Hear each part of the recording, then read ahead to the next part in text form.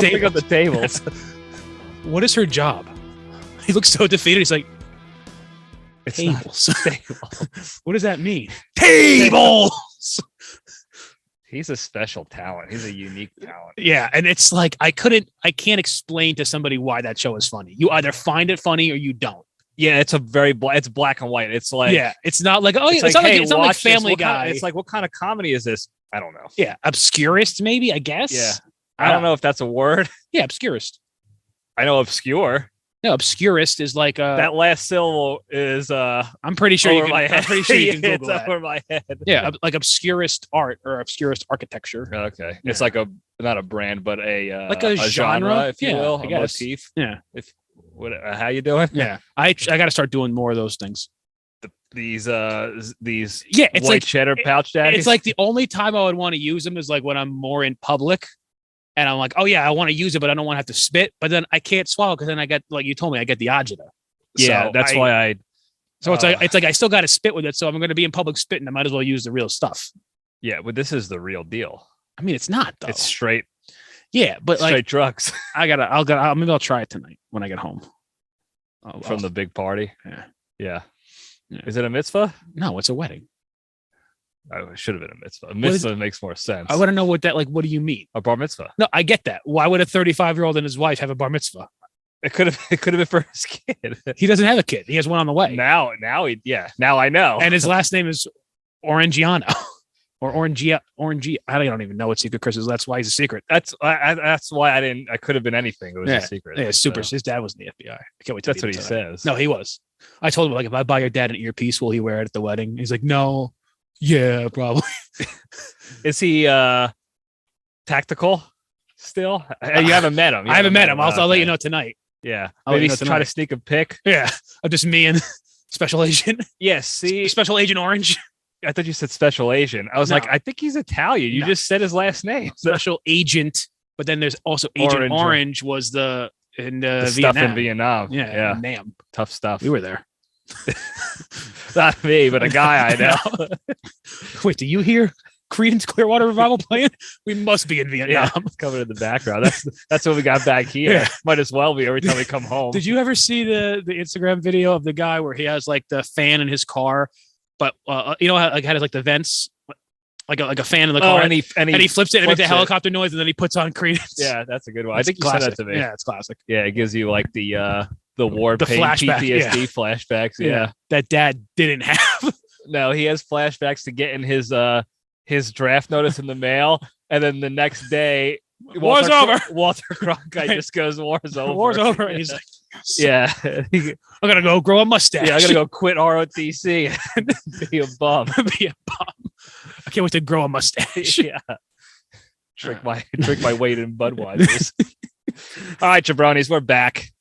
We're in.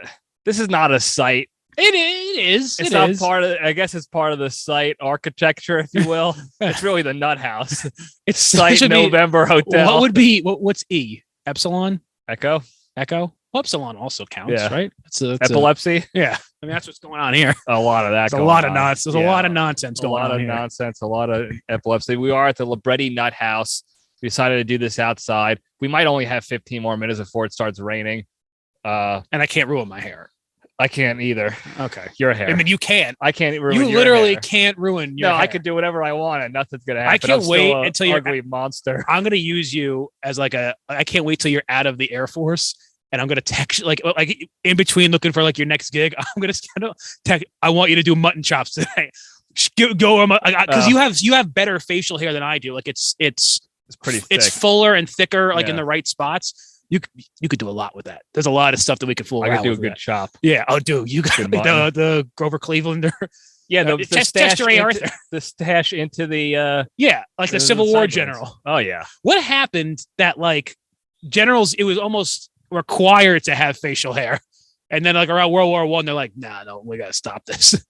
Every Civil War general had facial hair. I don't know when when the rule of no facial hair in the military came about. I would say World War I was one of those wars, one of my favorites, where I think we lost, or maybe not us particularly, but like the forces lost more people to disease than to combat. And I think beards were getting, even before World War I, I think beards were getting disease and stuff. It wasn't, they weren't clean. I know there's the rumor that's going around that it's, you had to be able to fit your gas mask on. Maybe that's it. And it has to seal to your face. But I think that's also nonsense. I know. She just stands by the window like a psychopath because she's just trying to find that ant to be nosy. Oh, is it raining yet? I want to come out. Let me hold the umbrella over. Yeah. Oh, you got an extra mic for me? That's what it is here at the Nut House. Honestly, I think Dad would be good on an episode of this. Yeah, not right now though. No, he's sleeping. He got all his energy out watching Wide Earth. We just watched Tombstone. So like that was a full day. Yeah, that was a lot of calories burned right there. Just in the excitement. He's gonna take a nap. He's gonna have a quick slice of pizza cane that you made. I gotta try it. Did you try it yet? It's pretty good. I had a very thin taste test slice. How was the dough? It was all right. It was like it wasn't bad. It wasn't anything I remember though. It wasn't like the dough was the key. I appreciate that. It was pretty good. It was. Did you? It was good overall. So he insisted. He insisted that the recipe was wrong, and I'm like, I know you told me, and I'm like, Dad, we have never baked. It was me and you, like an episode of like Lucy when they had to do something stupid. Yeah. That they never. It was me and you trying to bake a pie, and he's like, oh, we didn't have enough crust. It was the recipe's fault. I'm like, I think it was me and you, bud, and it was because he had the wrong size pan. He had too big of a pan, so it didn't fit the way it was supposed to fit. It was supposed it was supposed to cover the is for the pan. Yeah, you're supposed to cut a third of the dough off. The 2/3 you're supposed to fill the bottom of the pan, then up over the sides of the pan, so it crusts over, and then the top you just lay on top. And ours didn't get over the sides, and so we had to make a whole new dough. Oh, you had a double dough. We had a double dough. Yeah. How did that go? I mean, you saw it. It was all right. I mean, like with him. He kept trying to we don't need to do this. I'm like, we're going to do it the exact same way, and we'll just get rid of the excess because it's just flour and eggs. It's not like we're losing money on this. It's just dough. Yeah. And you can. And he was like, I'll just throw it in there. I'm like, you don't know how baking works. And also the recipe was iffy. The recipe ingredients called for baking soda, and in no direction did it have us include baking soda. Like not once did it say put in your baking soda at all. Strange. Where did you get the recipe? He got it from a YouTube. So it was printed on hard paper. Yeah, hard copy. In standard JPL 3 style. Yeah. I would if I were to venture a guess, make an intelligent assessment on this, I would say there's either a missing page or he printed like the directions of two different recipes. Yeah, the way he prints, he doesn't know how to remove the ads and stuff when he just clicks print. And whatever comes out, that's it. So there could have been an ad pop up that he didn't close out, that print screen. Right. A whole bunch of nonsense. Yeah, I mean, I'm surprised it even came out the way it did. Now knowing that information, I will say, Aunt Ro texted me. Like, I got her pictures. She was like, "Oh, Grandma would be proud of you," and like that meant something. She got she's got a couple of her own ready to rock and roll in the trunk of her car at the next funeral. Yeah, so anytime, as soon as somebody dies, we know that we're going to be. That's our estate. Like, at least we're going to be eating well. Yeah, that's our inheritance. Next time a relative dies, we're going to get a couple of cheese pies. To go Italian pies. So Pete, was it Pete or Joe? I think it was Pete. Told me yesterday that he's pretty sure that Pizza Rustica and Pizza Gaina are the same thing. It's just the rest of the year it's called Pizza Rustica, but then they call it Pizza Gaina like when it's for the holiday. Kind of like how St. Joseph's pastry is like kind of like another pastry, but then during St. Joseph's Day they call it St. Joseph's pastry, but it's like the same as like another kind of pastry. I thought that was just a lobster tail with a green a green cherry. So like 360 days of the year it's a lobster tail, but then there's a 5-day period where it's like St. Joseph's pastry. I don't know why they do that. I mean, what are you gonna do? It's the same reason why our parents do anything they do. It's pure nuttery. Yeah, pure nuttery. It's just nonsensory, if you will. But we're here for Easter's weekend. Yeah, Easter. It's him. Frankie Easter's weekend. Frankie Easter. It's his weekend. We're here to celebrate Frankie. Good old Frankie. It is good. It is hot weekend.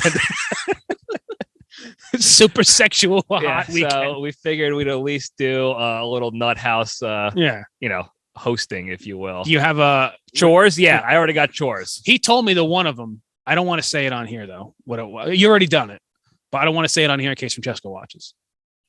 Did you have to go up in the attic for something? Not yet. No, because I have to go. Okay, so let's take care of business first. Yeah. Because it's starting to drizzle. So get your stations we'll step into the cage. Your station to the cross. Station to the cross. Station to the cage. And we'll step to the cage. All right. Okay, let's run. All right. Today's Into the Cage segment is proudly sponsored by Paulie's Perineum Pads. Don't you hate it when you get done with a long horse ride or a little time on the seesaw and you can barely walk afterwards because your perineum is so sore? Well, with Paulie's Perineum Pads, you ain't going to have a sore taint no more. You're shouting. But hold on a second. Before you mount up, simply slide the Paulie's pad under your bog bag and just before your butthole, and you'll be able to straddle anything for hours with no pain afterwards. So to protect your perineum today, visit www.guccigooch.com and use the promo code NIFKIN for 2.9% off your first pad. I don't know if you ever been horseback riding. I went with you. I think you have, back in the day in Texas, the Wild West, and in South Dakota. South Dakota. Well, you weren't in Texas for. No, I was. That. I hurt my back. Remember, because I was so fat and I broke my back. Okay, Mike Tyson. Remember, I hurt my back because we went to that barbecue place. Yeah, it's for you too many rib daddies. I was at my peak of big overweightness. Yeah, you were peak big then. I've been able to maintain. I haven't even been working out lately. I've been able to I'm saving it off. I've been maintaining the same weight now for about a year.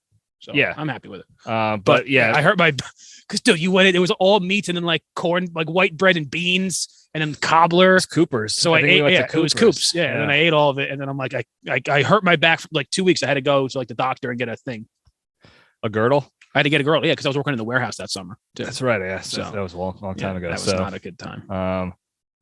Now you know when you get back on the horse. You got the pad. You got the perineums. For the perineums. You don't want to have any pain back there. It's tough. Anyway, cage fact. So this is going to be hopefully loaded with cage facts. I saw an article.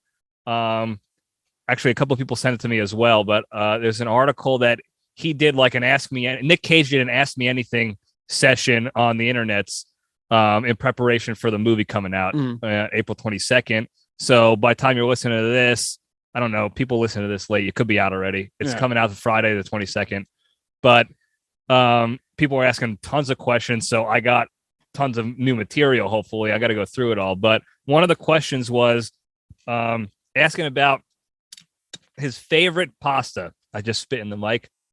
Everyone's going to hear it. It's going to be great. Yeah, I saw ask what his favorite pasta is. And he didn't necessarily answer the question, shocker. But the answer was, and I'm going to try to quote this so I don't botch it.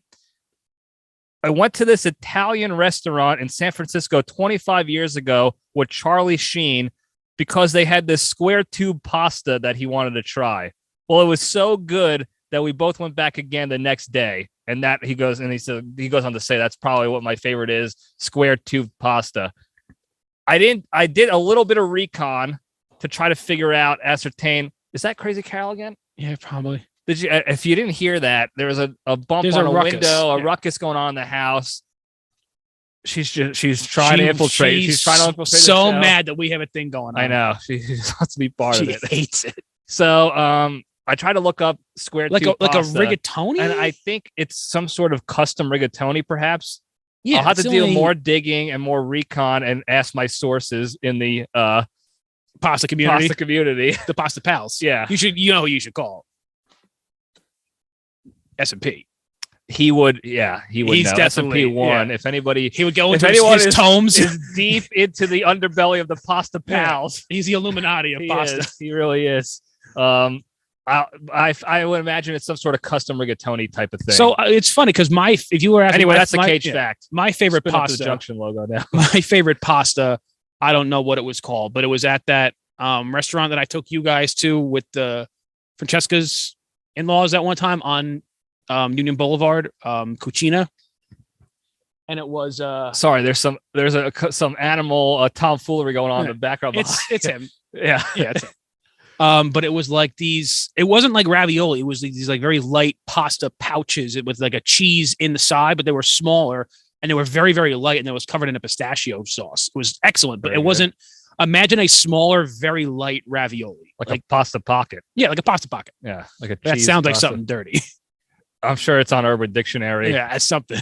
I'm sure world-renowned sex fiend Tony Rigatoni has already done. He's the already done a couple pasta pockets from back in the day. Yeah. So good for him. But yeah, that's the Cage fact. What the hell are we talking about? Movies? I don't know. I'm starting to train. I'm going to start training again this week. Yeah. That reminds me. We got to sign up. So yeah, I'll sign up. You brought this idea up. Now I want to put it out to the community. This is not going to be a competition. No. This is just pure. But I remember distinctly, I think you said it on this show. Don't ever ask me ever again to do a race with you. I don't want to do it. I'm done with the races. I competed. I accomplished my goal, and now I'm done. Fast forward to last week, and all you do is send me a link to the Bird in Hand half marathon, and I'll explain that in a little bit here. And then you wrote, "Let's do this," and that was it. I was trying to be cryptic. Yeah, it worked. So I think you blocked my number because you didn't respond to my message. I'm not even here right now. Yeah. So this is a half marathon I've done. It's actually my fastest half marathon. It was sub 2 hours in the rain against the Amish. Yeah, but they were probably just strolling. They beat me. They were good. Let me tell you. So anyway, real quick, we'll talk about the Amish in a sec. But the race itself, it's called Bird in Hand, Pennsylvania. Yeah. It's a town in Pennsylvania that's Amish town. And I'm pretty sure it's Amish, not Mennonite, because they're riding around on horse and buggies. They're not doing electricity stuff. Mennonites can use electricity. I think they're a little bit more lenient. Right. But these were top, top tier Amish. Tier Amish, TTAs, TTADs. And the race is in the town, like across the farmland and stuff. Really nice run. The day before the packet pickup night, they have like a little bit of an Amish farmers market situation, and they sell all homemade Amish goods. And it's probably tremendous. Like, what do you use to barter with them? You have to give them old timey coins that they make. Give them like doubloons. They have a special manual non-electric ATM where you put either your card in or cash, and you come out with Amish made coins that they smelted and made, or it's like corn. Yeah, it's just like maize. Oh yeah. The maize is the change, and then the metal blocks are just it's just thick metal. It's pieces of wood that they carved and just wrote money. But in German. So whatever Amish language, some sort of sect of Wehrmarks, or what were they called? Deutschmarks. Schrutbucks. Yeah, Schrutbucks. But they were selling homemade whoopie pies, which are Amish devil dogs. Oh, okay. But they're fantastic because they're homemade. They're made probably all good flour and stuff, like fresh cream. Everything is fresh. Yeah. And I bought maybe 3 of them for the post race, and I did work on them after the race. But they're like the size of a devil dog? They're big. No, they're the size of a cheeseburger. Oh wow. Big time whoopie pies. And they're in the shape of a burger or of a dog? They're the shape of like a burger, but instead of like the bottom bun being flat, it's 2 burger tops, but it's like chocolate cake, or they had a chocolate chip, like a chip witch almost style. A lot of variety of the whoopie pie, and they did not disappoint. Were they nice? Yeah, very nice. Everyone was super nice, and they're in their uniform. Their costume. Their uniform. It is. It's just their garb. Their garb. Yeah. But I'm talking hat. The beard attachment, the Khabib beard, the button-down blue shirt, the suspenders, pants, and some sort of work boot, that they think they cobbled themselves, and they're pace runners for the race. So the pace runners hold up a sign that says like, this is the 2-hour pace, this is the 3-hour, whatever you want to run animals, with, and they're running in the garb, in the boots. And these guys, it's pouring rain. At one point, it was pouring rain. And so you could see, like, through their shirt, they're all jacked out of their mind because everything is hand. That would be my fear. And that's the one thing I have going into this. My fear would be that it would be like the weather. It's a non-factor. Rain does not change. You're going to have a good time. And would you have a miserable time. Would you say this is a slightly easier race than the Rocky Run? For me, it was only because I don't like the stop starting. Me neither do I. And the hills were not as steep. There's some rolling hills in the farmland kind of thing, but it was mostly flat. There was some grass, some minor terrain going, cutting through farms and stuff. So do you think I explained to you the reason why I wanted to do this. Yeah, you need something. It was twofold. You need something to live for. I got it. A fold is from the moment, and this is even before we did the Rocky Run a second time, when I saw your medal for this, I'm like, that's really cool. Yeah. So this is a homemade medal. If I get the picture, I'll post it here, but I don't know if I even took a picture of it. You can probably Google like the medal. It's a horseshoe for like a Clydesdale. It's a giant horseshoe that's tied to a leather strap. Yeah. And they make it. It's like their horseshoe. Yeah. They bing, bing, bing. Yeah. What's a horseshoe guy? Not a cobbler. Farrier. Horseman. A farrier. That was my next guess. Yeah. Which I know, of course, from Forge and Fire. They talk about farriers. Do they talk about ferrying? So they had a competition once where it was like it was like 4 episodes. Like the first episode was like all people who make knives. The next episode was like all traditional blacksmiths, and the next episode was like all farriers, and then the last episode was like all. Are they making like metal or the farriers? What do they have to make in the show? Weaponry? With it? Yeah, but they just got people who like specialize in they're a horse worker. They're farriers. So by everyone, trade. all of these 4 different people, they all make knives, but they all have different skills. And according to the show, farriers are the best with a hammer. Like a hammer on, like they might not be the best like with crafting, like with the wood handle, but in terms of hammering out, like they can hammer. They don't need the electric hammer. They can hammer on the anvil for hours. Like they all just have jacked right arms. Like all of them, Quagmire arms. Yeah. He's like, there's nothing like seeing like a farrier like do work, forge, if you will. They will. They did. So that's what the medal is. Yeah. The only thing that you have to sort of mentally get past is the fact that you have Amish guys pacing the run that are better than us. Johnny, everybody's better than me. But when you see them in garb, like it's like a guy in a business suit running a race almost. Heavy boots. I don't know how they're pacing. I don't remember them having any watches on. But it was raining. What were they using? They couldn't. You could tell. There was no sun. You could tell where the most heat is coming from in the sky. They could smell time. Yeah. And listen to me. I forgot the exact time I had. It was a few minutes under 2 hours, and the 2-hour guy came in within seconds of the flat out 2-hour mark. It was unbelievable. It was the most impressive thing I ever saw. And I wasn't even mad about it. I was like, this guy is an unbelievable talent. It's a shame that they're all like pacifists, because if there was like somebody invaded America, like they would be. Listen, I think if their homeland, if their motherland was about to be abducted, they would take I think arms. they picked a specific year. I think there's actually like a year that anything made after, I think it was like 1887, whenever they incorporated like the actual Amish like religion or whatever it's considered. There is like one solid year. It's and they will like go to libraries and be like, hey, when was this made? Can we use this? Like even certain like tools in their workshops. If this kind of sickle wasn't created until 1905, they can't use it. It's against their code. What if so I'm thinking of like now a saw, for instance. A saw was made, hundreds of years ago. Thousands, probably. But hundreds of years, a saw from thousands. How do you think they cut down trees to make houses? Axes. And saws. I don't know. It's got to be. I wasn't alive then. I'm also an idiot. Okay. Also, I'll grant you wrote those points. Also a well-known idiot around these top tier idiot. Yeah. But can they use variations of saws? I don't know. I mean, they can't use electric saws. I bet you the Mennonites can, because it's like, they're different. Yeah, a chainsaw is still technically a saw, and a saw was invented in. But that's like saying a wagon is technically a car, which was technically, which is why I think the Mennonites kind of branched off, because they were like we're okay with like the outfits, but we also want to like watch Netflix. Yeah, and drift. Yeah. Do they drift in the carriages, you think? I think they got to have races. I think probably, like a chariot race. Dude, like if you're 18 years old and you're just like pent up with just like testosterone and you're going through puberty, you don't know what's going on. You got to do something They probably do self-treat. Yeah, I don't know. You can't. That's a big no. Can't self-treat.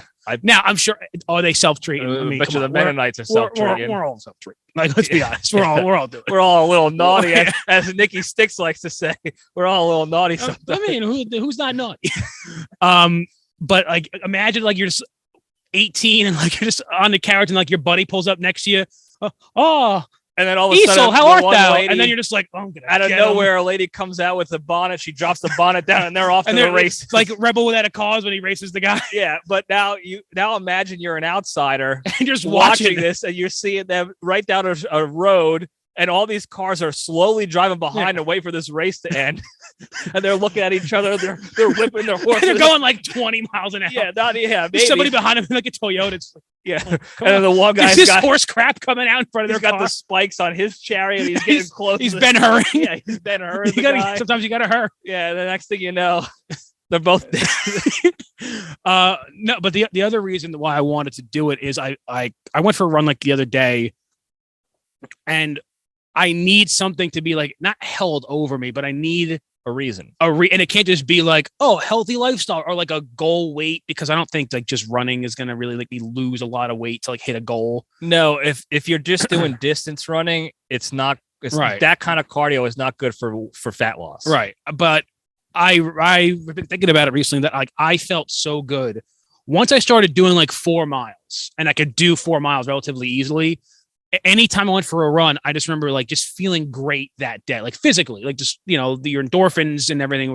I guess endorphins. Yeah. I just felt better. And so I'm trying to get back into that, but with no goal, with no thing. I'm just like, oh, it's like kind of cloudy out today. And I'm like, all right, I could just stay in bed. Well, that's the thing. Before it's like, if I don't get out and run, I'm going to show up to this race and Johnny's going to kill me because I'm showing up to this. Like I have to do it. I have to do it. Yeah. So yeah, you can't, especially since you're paying for the race. You don't want to waste your money. I don't care about wasting money. That's the problem. We talk about this on the Big Three a lot, but motivation is cyclical. Yeah. And you can't rely on motivation alone to get shit done. So to have that goal, that's why I sign up for stupid marathons all the time, is because if they outlawed marathons next year, would you like keep running like you're running? It's like, no, you kind of do it to train. Yeah, I don't run at all. Yeah, until I sign up. Exactly. So I want to, I'm not going to do a full. I will never do a full. It's too much. Stupid. It's too much. And I don't want to create an unrealistic time, but I think now knowing what I'm capable of from the last one, which I surprised myself, and I think you were right. I think I could still do better. What was my last one? Like 254, something like that. And my one before that was like 345. I beat it by almost an hour. Yeah. Well, the first one was not rough. Good. It was rough. Not good. Yeah. But I want to say like my goal for this one would be like 230. Yeah. Which I thought was doable the last time. Again, that's where your brain was taken over and thinking that you couldn't handle it. Again, I had a personal I had to finish. Yeah, and you've realized that it was not necessarily like you had more in the tank. I guess I did. Yeah. Yeah. You saved energy so that you could finish strong. I'm okay. Stop interrupting me. What? I'm on your side. What do you mean? On the side of what? Exactly. I'm okay with like how I was after the race the first time, where like I couldn't walk to like the restaurant and I was shot. I'm okay with that if I push myself the entire time of the race. I didn't push myself for the second race because I was afraid of not being able to finish strong, and like everyone was there watching. Bud was there, and I'm like, I can't be like lobbling across the finish line and then like not being able to walk for the whole. We had all these things planned. Plus that Weasel, was there too. Matt Steele, Jack Danny DeVito, yeah, Jack DeVito, yeah. So I got like those last couple of miles. I got in my mind where I'm like, I got to save a little juice because I'm afraid. I was afraid of blowing the wad. I was afraid of mentally self-treating, if you will. That's your kryptonite is your own brain. Oh, my brain. You start swimming in your own head, and the next thing you know, you're talking yourself out. Yeah. And it's not good. But the first race you did, I would definitely say you gave all of everything you had. Yeah. It was not a lot, but you gave everything you had. I gave 100% of 40% of what you had. Yeah. And I only had 40% to give. Right. And you were heavier at the time. You weren't in shape nearly as much. The second race, that was my only disappointment, was that I knew you had more in the tank. And I said, you had a lot of juice. I kept telling you, but now you know. As you were running, he was like, plenty of juice. He wouldn't even look at me. No, plenty of juice. We're good. Plenty of juice. Gallons of juice. All juice. Yeah. Well, I'm going to go, I think Monday after work to the store. They have the custom running shoe store. And see if you can talk to a guy. Yeah. Assess like your running gait. See what works. Because I also run like an idiot. Like I don't like how I look stupid when running, and I don't know why. I feel like I'm running correctly. Like I feel like this is how somebody should look when they run. And then I see a video of myself, and I'm like, I look like a moron. Yeah, well, you're at the point now, I think, where you should pay attention more to that stuff, right? Because that will start improving your ability and stuff. But the whole idea of these races, I mean, it sounds stupid. I want to run 13 miles. Nobody wants to, but the idea of finding something to challenge yourself, break out of your comfort zone, accomplish a goal that you wouldn't normally want to accomplish, and it expands your comfort zone now to the point where now you're in your head, you're like, yeah, I want to sign up for another race. Before, if I talked to you a couple years ago and said, hey, let's do a half marathon, I would have shot you. You wouldn't even want to get up off the couch to grab a gun, because it's like, that's 13 where's my miles. gun? Like, what are you nuts? Like, I don't even want to drive that far. So you expanded your comfort zone now. And that's good, not just for running and for training, but for life. Because now I have the capability of handling a lot more than I thought I could earlier. My issue, it's not even an issue. My thing is this, and this is where it's going to be a pain in the ass to you, and I appreciate you putting up with me. I'm never going to be able to do it as fast as you are, ever. No. So, but I don't want to never allow it. I know, but I don't want to take opportunity from you. Like you said, like, oh, I would love to beat my time from last time on this one, but it's like, yeah, but then I'm running by myself, and like I like doing it with you. Now I know that's selfish because it's holding you back, but like I just sign up for it again. Okay, but then what if I want to do it again? then you do that. We'll have to make an agreement ahead of time. It's like, if you want to do this one again, this one you're on your own. And I know we can't do the Rocky Run this year because you have a wedding, right? I'm supposed to be officiating a wedding that same weekend. Anyone I know? Shit sack. Okay. Yeah, he was my roommate for a little bit in Maryland. Maryland? We were in South Dakota together. It was only like 2 or 3 months he was my roommate while he was finding a place. Oh, is he flies? No, he doesn't fly. No, who is that? There's a pilot. Frank, the tank? Yeah, Frank. Oh, I got to reach out to him. I forgot. Yeah, Frank. No, Frank's not running. He needs Camachos. Yeah, he's not running. No, shit sack was my roommate, and he's getting married. And he asked me to do the officiating. Yeah, I will do. My thing is this: I know that even if I do what I'm going to do this one, is that I need like a 3 month of like, I'm never doing this again. But if we could I can maybe do 2 of these a year if they're cool. Like, I don't want to just like, oh, you just do this one and you just get like a basic medal. It's got to be something that's like cool for us, like the Rocky Run, or like this horseshoe thing, or something with like military and you get like a rifle, like some cool thing, or something moving. Oh, the Back to the Future run where you run through camo, run through time. Yeah, like if we can do some cool. If I was rich, I would set that up where it's a challenge. Maybe you do some obstacles in there. Okay, now you're getting and you're going through the different 1955, 1985, 2015, like all the different parts of the movie. It would be horrible because like if you're like an African American runner and it's like, oh, you got to run through the 50s, and he's like, oh, I don't want to do this. Yeah, you're like, I don't know about this one. Yeah, poor bastard. It'd be like Marvin Berry having to deal with the roughhouses. You mayor? I'll tell you something. I will be mayor. Yeah, he did. He did it. I think he was governor. That wasn't Marvin Berry though. That was that was Goldie Wilson. Yep, that's right. Nailed it. You're welcome. I was gonna ask the Bone Crusher to help in the comments after this, but we got. Oh, I got to send him pictures of the spread tomorrow. He's upset that he's not gonna be joining us. Yeah, by the time he hears this, the spread will be out for him. But yeah, he was asking about the Easter spread, and we discussed that in depth last time. That's what this holiday is all about now for me. I mean, the memory of grandma, but her memory lives in lamb chops and ribs. The ribs are choice, and you can't make them. You can't make those ribs any other time. I never had them any other Mom, time. I think, made them like one at a time during the summer, and I'm like, what are you doing here? I didn't eat them. I threw them off the back. Yeah, I think I drove home. I went to war. Yeah, I flew out the next day. Like, sorry. So there's a war somewhere I could go to. So what we got the board I'm doing this year because of Uncle Giuseppe's. is. Yeah, you're talking about Uncle Giuseppe's all the time now. I gotta come with me to the Giuseppe. Johnny, you'll lose your mind. UGD's. When I took Dad last week for the first time. He's been talking about it all weekend too so far. Uncle Giuseppe, oh, you got to see this place. It's huge, but it's so expensive. I spent $5 on strawberries. I was like, why are you going there for strawberries? Listen, I don't know why.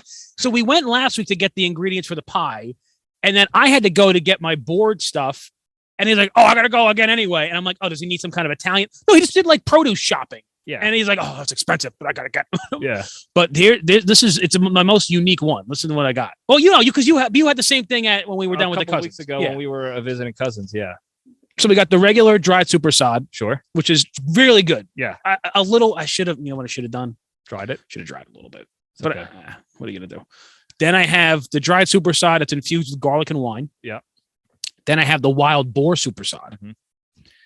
Then I have the fresh mozzarella that they make at Giuseppe, like the wet. It's like a wet ball, sopping. Sopping lightly. You know who would like that? The cat. Wet cat. Anything that's drenched. Anything that is dripping wet, he's all about it for whatever reason. So skeevy. Yeah.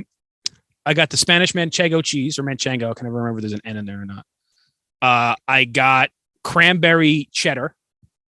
Ooh, it's like infused. I got the domestic Parmesan because I wasn't spending on the imported Parmesan. Because it's twice as much money, and I wasn't giving them imported Parmesan. Yeah, you don't want to waste good imported Parmesan. I got a big wedge of domestic that tastes very, very good. It was like $7.50. Yeah, but same size imported. Never know. Same size imported, $18. Yeah, I mean, I would buy it. Parmigiano Reggiano is currency in certain parts of the no, they have like vaults and like people who take care of it. It's Amish use wood and metal. We use the grease balls. Use cheese. That's why I want to go to one of those restaurants where they do the cacio e pepe, where they have the what? The cacio e pepe. I think it's like something and pepper, cheese and pepper maybe. But that's when they come out with the big wheel of like it's like carved out wheel of Parmesan, and they take the pasta and they like while it's hot, and they take it right out of the hot pan. They put it in the wheel, and they just spread all the cheese on it. Yeah, I make it in a pan. I don't that's a heart attack waiting to happen, but I make it at home. You can make it at home. I don't have the wheel of cheese. No, but I basically put. How do you do cacio e pepe without the wheel? I put cheese in the pan, and then I mix it like that. Magic pan? Yeah, no, in my all-clad, top of the line all-clad pans. What is that? It's a brand of pan. It's top tier pan. I have Frank's pans. I have one iron skillet from the Iron Skillet Company. From the Acme Iron Skillet Company. I have two cast iron. They're a pain in the ass to clean though. I don't clean them. I don't clean them with like water. I have to. I found a way online where I only use it for like steak. That's really the only thing I use it for. Everything else I use my non-stick all-clad. But in the pan, I'll like empty the oil or like any juices out of it, and then I'll add salt. And then I'll take like either a brush or just like a dry paper towel, and I scrub it to get all like, because the salt will pilk up all the stuff that's stuck to the pan. Yeah. And then I'll kind of get all that gook out, and then I'll just take like a slightly damp paper towel and give it a couple good wipes, and that it's clean. But you're not supposed to use soap and everything. And I had to re-season them because I was using soap on them for years, and it was corroding it. Yeah, don't soap. So I had to re-season them like heavy. Yeah. So I got those cheeses, and then I got fig jam, goat cheese, so you could spread, and then I got like the good crackers, like the ones I had last time, like the good, like seasoned, like fig pumpkin seed good crack, and I had to get extra boxes because Vera likes them. Yeah, our niece Vera is a cracker. Is a Libretti. She just eats. She was over here apparently. Breads and pastas and cheeses. Yeah, they came over here. They stayed the other night, and Dad said that she ate like 10 McNuggets, a half a thing of fries, a bowl of berries, and then like he called it a malted. It was a milkshake. It was a milk. Yeah. Half a malted chocolate malt from the local maltery. From Vito's Maltery. Vito's? Did you say Vito's or Theo's? Vito. No, I said Vito. I'm like, Vito is. He's our arch nemesis. He runs the Maltery. Yeah. He runs a competing Maltery down the block. It reminds me of the fish and chippery. I did have it out with them though, because do you know where they got those nuggets from? And I don't think they got it. The King? I think our sister got it because she's a windbag. God love her. They went to Burger King. Here's the thing. I don't even buy into mom her long-standing feuds with companies. I just don't think that they're that good. They're not. He likes them because who's he? The old man. JPL3? Yeah. What are you pointing over there? I thought because he was down there doing a bunch of nonsense. Oh, was he out there? Yeah, he was the one making the noise. Oh, I thought that was the bear. It was. It was him. He likes it because it was like in college he was that you know how like you kind of have he dressed as the Burger King. you know, you kind of have like his mixers. You have a time where like you were eating a lot of fast food and you kind of fall in love with the fast food. Yeah, it was him in college. It was like they had a Burger King close by, and he always tells me the story when he was like Sunday night. Everyone would go home to the cafeteria, had like the worst food at the university, so they would still eat that full dinner. It would like be a crappy pasta or whatever. And then they would go to Burger King, get like 2 Whoppers and a milkshake.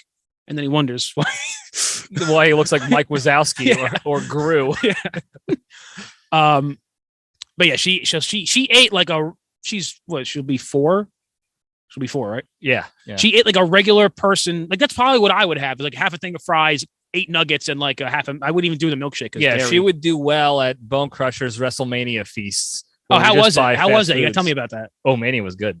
First of all, just the news of Mania, I told Bud and I told you, I'm like, if there's a local, like one of the big 4s, not like local, but Philly or Boston, somewhere where it's kind of drivable. Cause I just don't like to fly because I have to fly to Houston anyway. I would maybe go because it looked like it was outrageous. And I knew a lot of people in it. And I also like, I kind of like Logan Paul, man. I'm a big fan of his. I kind of dog on him. I heard he you had talking moves. about it on the Log Ash podcast with Secret Chris, but he was good. He did a full split. Yeah, he had moves. Yeah, he's athletic. They were. He's athletic. He's athlete. I actually started to admire his because they had like the celebrity boxing things where they were just like boxing other YouTubers. But then there was a video when Israel Adesanya was going to face Paulo Costa. Yeah, and he went to Paulo Costa's gym, and the main point of the video is that he was sparring with Paulo Costa and got knocked out. What people don't really watch is that the other half of that video is him like grappling with Paulo Costa. And he was holding his own. Now, Paulo Costa is not a grappler, but he's a professional fighter. He's a good fighter. Yeah. And Logan Paul was holding his own again because I think he wrestled like D1 in college. Him or his brother were state champ wrestlers. Yeah, and he was really like Paulo Costa was not keeping him down. They were going full at it grappling. It was, and so I'm like, this is pretty cool to watch. Yeah, and he was great in the ring. Yeah. Did some backflips, went after Rey Mysterio and his son. His son sucks. I don't know. I think he's only in because Ray J Mysterio. I don't know what his name is. Something, yeah. Frank Mysterio. Yeah, like Benjamin Mysterio.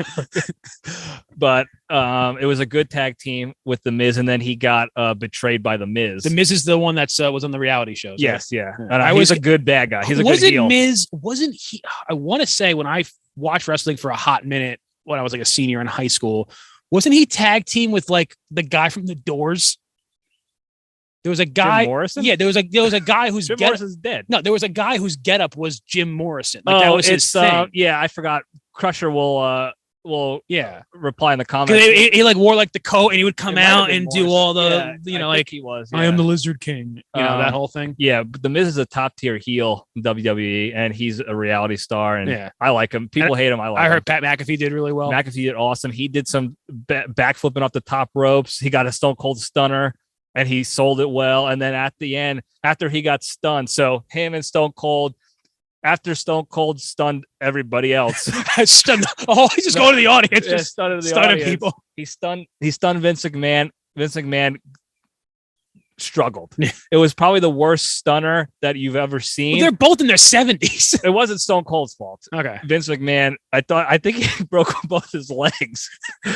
I mean, it was tough. The move doesn't even involve legs. I know. That's what I'm saying. Yeah. Like, after he got him out of the ring, he got some of his Il Segundo beers, Stone Cold specials. They cheers with Pat McAfee, and then while Pat McAfee's drinking him down, stuns him. And then that was a good stun? It was a good stun. And then as McAfee's falling backwards, he spits the beer out. I heard he did it was very like dramatic, but in a good way. Like he played it really animated. Well. Yeah, it was great. It was awesome. And then he rolls out of the ring. And he's laying down in front of the commentator's table. And as he's laying down, he's crushing the rest of the beer. Now, are these going to set up like like are probably not every week, but is this supposed to set up like a Stone Cold versus Pat McAfee and a Logan Paul versus Miz like rivalry, or just a one-off? For Stone Cold, it's a one-off. He can't come back. He might have a Legends contract where he comes back for appearances. Yeah. I don't think he's going to fight anymore. That's what Stone Cold does, though. He did it the night before after he beat KO, Kevin Owens, in his fight. The other announcer, the other commentator, came up to the ring to celebrate with Stone Cold, and he stunned him too. Right. And that was like the second time he stunned that guy. That's what he does. He stuns people. If they want, here's what they should do. If they want to blow the roof off WrestleMania, and I don't even know about this stuff, but I'm pitching you this idea. They should do. I go talk to my guys. Well, Crusher. Yeah. They should do like a Legends belt at WrestleMania next year, and they should have like Stone Cold versus The Rock, because that was one of the all-time rivalries that I remember. That was his last match until the Kevin Owens match in Mania. Because like, and they can set it up knowing what physical ailments they both probably have, and they're both rusty. It's like you could still figure out a match where it's like good, but they're not doing crazy, so that can like injure his neck and whatever. They could probably still set up like a pretty good match, and people will just be stoked to see. I think this is what I heard from my guys, Crusher. There's some rumors going around that they're setting up a potential Rock versus Roman Reigns Mania next year, because no one can touch him. No one can handle Roman Reigns. Or like, there's nobody in the company currently that can handle a long time rivalry with him. I know this is all scripted, but if this was let's say this was like UFC, why it would be a bad idea to bring The Rock in is because it would be like bringing in a guy that is only going to be around for like a year or so. And if he's champion, he's going to be leaving with your belts, and you're going to be like, now you got to set up like an interim. So if he comes, let's say he beats Roman Reigns, like he's doing 9 Jungle movies every year. He's always in the woods. They usually set those up where like if a celebrity comes in or an old, like a Goldberg comes in and they win at a big, like a pay-per-view, the next night at Raw or the next SmackDown, they'll lose it, or they'll say like, "Oh, I have to step away, my family thing, so here's the belt." I gotta go film in the jungle. Yeah. I gotta go do Jungle Book 15 or I gotta go do jungle business. Yeah, whatever he's got to do in the jungle. I gotta go wear a tan, like a safari shirt down to here. Yeah, unbutton, and then eventually the sleeves will find themselves gone, and someone is just like spraying him with like oil. Yeah, Jack Black with just extra virgin. I'm just spraying him with oil, spraying him down to keep his tattoos glowing. Glistening. He is shiny. Yeah, Wet Cat probably loves him. He's always drenched. Oh yeah, I think the Wet Cat's a big Rock fan. Big Dwayne The Rock job. But yeah, because I feel like The Rock is the biggest name in wrestling. Who, like, out of everyone who's like still alive, I feel like he's the biggest name who could still go do it. Cena. That would be cool. But they had a thing. Then Cena came back in was it SummerSlam? What was in Vegas? SummerSlam. Yeah. He came back in there, had a good fight. He lost to Roman Reigns. Was it Roman Reigns? Yeah, he lost to Roman Reigns, and then Brock Lesnar came out. Is Reigns popular now? Like people like him? Is he like Hulk Hogan status? He's still sort of like heelish, but he's the guy. But people are okay with him being the guy. Like fans. Yeah. He's not like I said, he's still heelish, but it's not like I'm not watching wrestling anymore. Like I feel like all these guys. I feel like Triple H was like a heel. Like he was always kind of a bad guy. Degeneration X. He's not doing good apparently. No, he's like retired fully from the ring. Yeah, he's doing all back shot. He had a heart thing. I don't know if it was. They never said really what it was. But is he like running the company essentially now? He was running NXT, which is like their development league or company, and he's doing a lot of the back shop stuff. I don't know exactly what it is, but he's a big timer in it still. What about Shane McMahon? I heard there was like an issue with him. I don't know. I don't know if it's real or it's just he's like still around. I don't know. I haven't followed him enough. Crusher well, it's got to suck to be him where because essentially I feel like from a business standpoint, Vince was poising Triple H to like take over everything. And it's like, oh, you're trusting your son-in-law and like not your son with like taking over the business. Yeah, I think it was just I think they were just spreading the love. I don't think it was that much of like a betrayal on his son. Do you think WWE is going to last past Vince McMahon? I don't think he's going to die. He's got to die. He doesn't have to. Someone's got to go to prison. Mike. I don't know. Yeah. I don't think he's got to. I think he's got some sort of a hookup, like a concierge doctor that's just keeping him alive. With the what's it called? With the baby blood, the Yeah, whatever the Hillary Clinton. Homotocron, something like that. It's yeah, called. yeah. Homogenicron. Yeah, he's just drinking, or like Christopher Reeves did in that South Park, where he's just cracking open baby necks, fetus necks, and sucking them down for life. Hackman. Yeah, that's what Vince McMahon is doing. He's probably had to suck down a couple extra babies now because he got stunned in an embarrassing fashion. It was a stunning stunt. He lost a shoe too in it. The shoe ended up in the ring, and Stone Cold tossed it. So when Crusher set up his Mania, was it like a Donald Trump national championship dinner where he's had like? Yeah. So this year we did. We had a KFC spread. How many people? It was 1, 2, 4 of us. Who was it? You, Crusher, me, Crusher, his sister Big Al, and his other friend that he used to work with, John, who's a big wrestling fan. John doesn't get the dignity of a nickname. I don't remember what his nickname was. Moniker I don't want to botch it. Okay. But he's a good guy. Okay. And so he had KFC. John brought Jimmy John's, a platter of Jimmy John's sandwiches. Are they good? Yeah. Oh yeah. Out of the chain restaurant sandwich, are they like where do they lie? They're a great mainstay. Better than Jersey Mike's? So the thing with Jersey Mike's to me is that you get different caliber at different mics. Okay. Jimmy John's, it's all, no matter where you go, and that's what he prides himself on. He actually does. I've seen a lot of podcasts he's been on where he talks about that and how he got to that, how he made that. But and he's friends with the chicken guy. Who's Cane's chicken. I would like to try. I heard that is pretty legit too. Yeah. But he brought Jimmy John's, and then I brought 2 pizzas. From where? This place it's called Mama Lucia's. It's in Maryland. They make good pie, but they never cook it well enough. You got to put it in the oven. It's always too doughy and soft, and I gotta keep. And I ask him all the time. He's like, you got to extra char it. I've been ordering pies lately, which I don't eat pizza really anymore. But anytime I get, even if it's just like somebody's coming over to help me move or something, I'm just let me just get a pizza, thin crust. Let's get a thin. Yeah. Just get a thin crust. All the time, because like it'll cook more, like they're gonna cook it the same amount of time, so it'll get crispier. It's also less dough. Right. This place, they make the New York style. It's already kind of thin. It's regular crust. It's not as thin crust. Wait, but Big Al didn't bring anything. She made desserts. Oh, what kind of? So desserts? she made brownies for night 1. We had brownies. Oh, actually, I forgot. It's a 2-night event. So I went over Saturday. It was just the 3 of us, me, Crusher, and Big Al. And we had Chick-fil-A. Oh yeah, a Chick-fil-A spread. And then how many sandwiches did you eat? Not that much. Waffle fries? I had a couple waffle fries, and I had the grilled nug daddies. Did you have the sauce? Yeah. You got to sauce up. Yeah. And then Big Al made brownies that night. And then night 2, she made an Oreo cheesecake. Oof. And that was dense. I grabbed a couple to-go slices, and I can only eat like a couple bites at a time because it was legit. That's what I would do when me and Pete would get like Cheesecake Factory for dinner, because like we like their food. They have good food. Yeah, I've only been there for cheesecake. No, I've been there for they have that's where I got the idea. It's not like I got the idea. That they made a sweet potato tamale.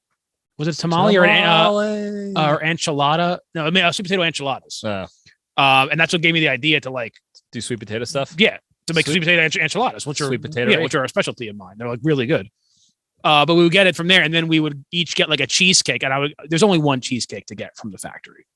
And it's actually, out of all the 50 cheesecakes I've ever made, this is rated number 2 behind, I think, their original strawberry. And it's not the Reese's peanut butter one. That's down on the list. It's the peanut butter. It's Adam's peanut butter fudge ripple. Yeah, that one's top tier. That's the one I get. So I would get just a slice that would last me like 5. I'm talking a spoonful a night, and I'm that's all you need. Done. Yeah, because my go-to is usually like 1 Reese's a night. Yeah, what I'll do is I have peanut butter filled pretzels. Yeah, and then I have peanut butter M&Ms, and I do like 3 of the mini pretzels, and then I do 2 M&Ms per pretzel, and I do them at the same time. So I do like 6 M&Ms, 3 of the mini pretzels. That's why I fire them down the chute. Yeah, because when you get them together, the cold, because I leave my M&Ms in the fridge. Yeah, the cold of the M&M and then like the crunchy dryness of the pretzel, and it just make a savory nice, sweet. Yeah, exactly. Yeah. It is deadly. Yeah. So that lasted me the whole week. That I saw. How was that steak? Or did you not make it yet? I made it. What happened? It was very tasty. What I don't know. So you're trying to recreate that Chasing the Dragon. You're not going to be able to get it. No, I can't. I'm never going to be able to self-create. I don't think, unless I Johnny. Get like even if you go to the same steakhouse again, and even if it is theoretically on paper the exact same steak, the first moment you had, like it'll never be as good as you remember it because it was your first time doing it. Having a steak like that. Good. But I cook, so I dry aged a steak. For those of you who care, nobody. It had to be like, I don't know, almost a month. I had it in there, and I don't know if it was because like I don't know if I cooked it too long or what. I only did like 2 minutes aside, and it was medium. It wasn't rare or medium rare like I like it. So I don't know what I did there, but it tasted awesome. I crushed it.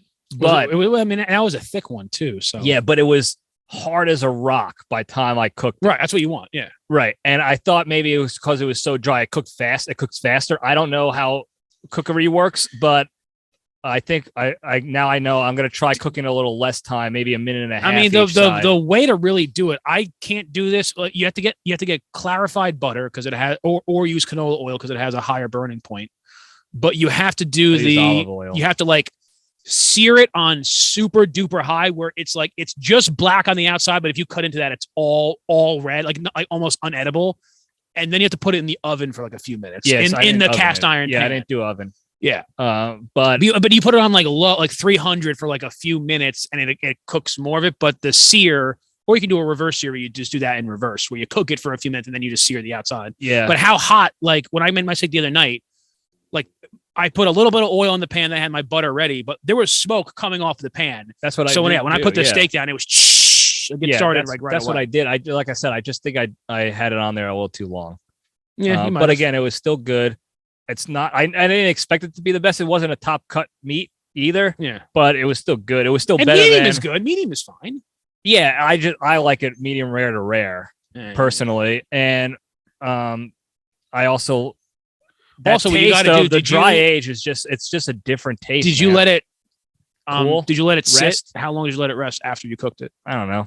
10 minutes. Yeah, so you're supposed to do it like as long as you cooked it, but here's the thing: is it's going to continue cooking while you do that. So if you want medium rare to rare, once it's seared, you should take it off at rare, and then you let it sit for 10 minutes, and then it'll. What I didn't do. Yeah, and then also, are you doing the butter? I did the butter. Yeah.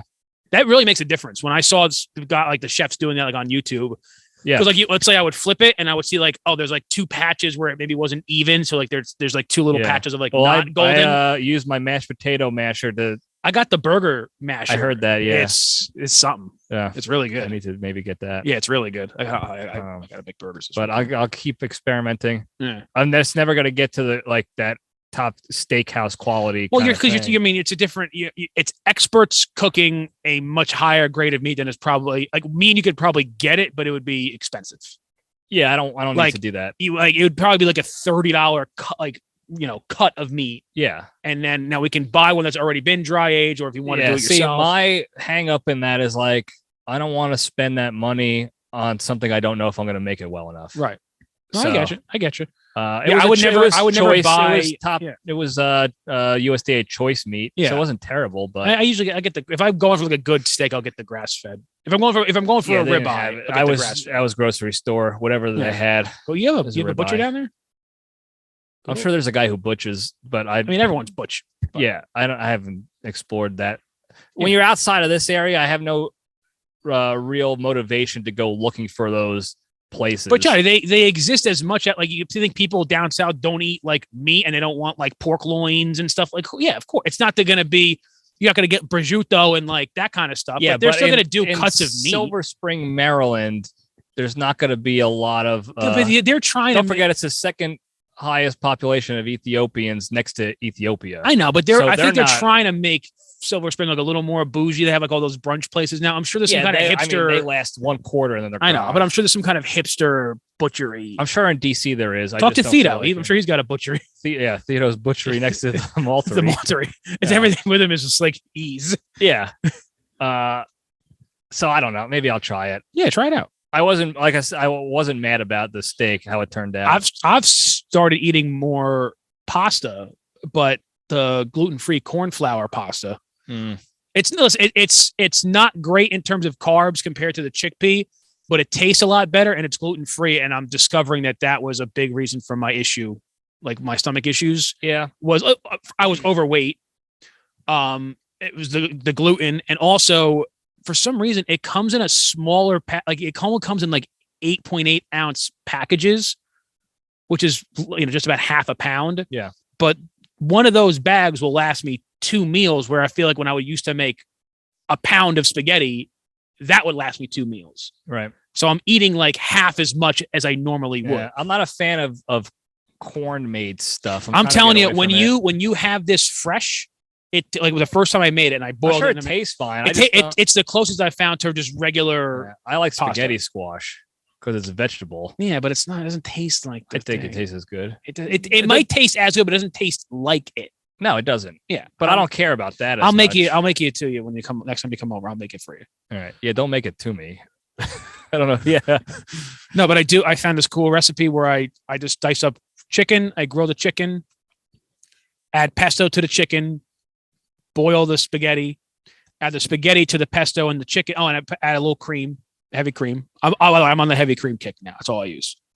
And then I mix that together, let that simmer for a little bit, and then I add 4 tablespoons of like ricotta, like the fresh from Uncle Giuseppe's to make it fresh. Yeah, UGG. 4 glops. I put it on like a low simmer, put the lid on, and let the cheese like kind of melt where it's like really liquidy, and then you just take your tongs and you just toss.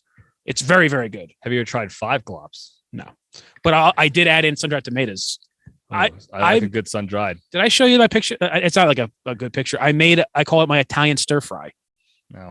So I've gotten away from minced garlic, like in the jar. That's what I used for years. Yeah, you got to mince yourself. I do. I don't even mince. I do fresh. Mince. I do fresh garlic that I slice myself, like thin slices. Yeah. Brown that in the pan with the oil, a lot of oil. Sure. Throw in the grilled chicken. Then 3 packs of like brown rice. Okay. Parsley, Parmesan, little salt, little pepper, sun-dried tomatoes, and I tossed it all together. It was like an Italian stir fry. Pretty good. It was very good. Yeah, and that lasted me like 4 or 5 meals. Sometimes I'll buy a jar of sun-dried tomatoes and just eat them. They're good. Yeah. They're good. They're hard to cut though, so I have to put them in whole. I fork them. Oh yeah, you got to fork them. Yeah. All right, it's starting to rain here. Yeah. I don't know how long we've been going. We got a solid, like I want to say almost an hour. Maybe. Solid. Yeah, we were just BSing around, just hanging out before the Easter weekend celebration or whatever. But it was good to catch up. It's good to be back here. Yeah. Hopefully, with any amount of luck in the next several months, I'll be back here, maybe on a more permanent basis. But yeah, who wouldn't love that? I wouldn't. You're the one doing it. You can go anywhere you want in the world. Well, that's because the Nut House can't even change a light bulb by themselves anymore. So, well, they've gotten along without you with my terrible help for many years. Yes, that's probably why this house is in a state of disrepair. That's why I have a list of chores I got to go take care of now.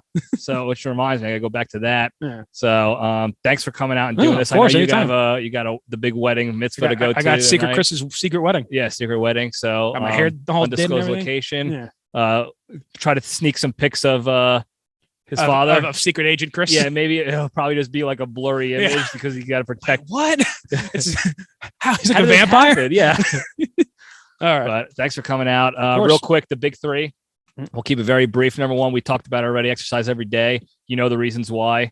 Number 2, don't be a shitty person. We talked about this actually a couple of weeks ago at the Cousins about how easy it is just to be a shitty human being online, thinking you got that jab in, but take the step back, think about others as human beings, empathize before you decide to be a shitty person. Don't just go all emotional with it. Right. And then number 3, the most important one, be thankful and grateful for all the good you have in your lives. Like being able to come up here still and hang out and do this stuff and celebrate Easters. Yeah. I haven't been to many Easters over the past 10 or 12 years. It's been 4 Easters maybe. Yeah. So it's good to get back. Yeah. Anything you want to plug? No, nothing. No. All right, go check out Long Ash Podcast. It's your JR Cigar podcast for all your cigar needs. Yeah. And that's it. Don't forget to like and subscribe and do all the how you doings. Thank you guys for everything. I love you all. Stay strong.